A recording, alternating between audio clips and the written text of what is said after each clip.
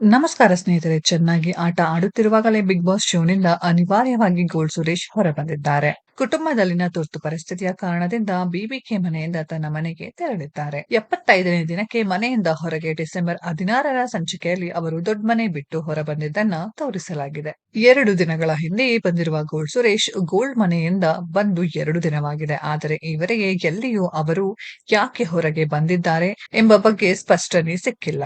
ಇನ್ನು ಭಾನುವಾರದ episode shooting ಮುಗಿದ ಬಳಿಕ ಸುರೇಶ್ ಮನೆಯಿಂದ ತುರ್ತು ಕರೆ ಬಂದಿದೆ. ಹೀಗಾಗಿ ಸುದೀಪ್ ಜೊತೆ ವೇದಿಕೆಯಲ್ಲಿ ಮಾತನಾಡುವ ಚಾನ್ಸ್ ಮಿಸ್ ಆಗಿದೆ. ಕುಟುಂಬದಲ್ಲಿ ತುರ್ತು ಪರಿಸ್ಥಿತಿ ಎದುರಾದ ಕಾರಣದಿಂದ ಗೋಲ್ಡ್ ಸುರೇಶ್ ಕೂಡಲೇ ಹೊರಬರಬೇಕೆಂದು ಬಿಗ್ ಬಾಸ್ ಆದೇಶಿಸಿದ್ದರು. ನೀವು ಗಾಬರಿ ಆಗುವಂತದ್ದು ಏನೂ ಇಲ್ಲ. ನೀವು ಮನೆಗೆ ತೆರಳಬೇಕು. ಸುರೇಶ್ ಅವರು ಸೋತು ಹೋಗುತ್ತಿಲ್ಲ, ಕ್ಯಾಪ್ಟನ್ ಆಗಿ ಗೆದ್ದು ಹೋಗುತ್ತಿದ್ದಾರೆ ಎಂದು ಕಿಚ್ಚ ಹೇಳಿದ್ದನ್ನ ಟಿವಿಯಲ್ಲಿ ಹಾಕಲಾಯಿತು. ಬಿಗ್ ಬಾಸ್ ಮನೆಯ ಸ್ಪರ್ಧಿಗಳಿಗೂ ಸ್ಪಷ್ಟ ಕಾರಣ ಸಿಕ್ಕಿಲ್ಲ.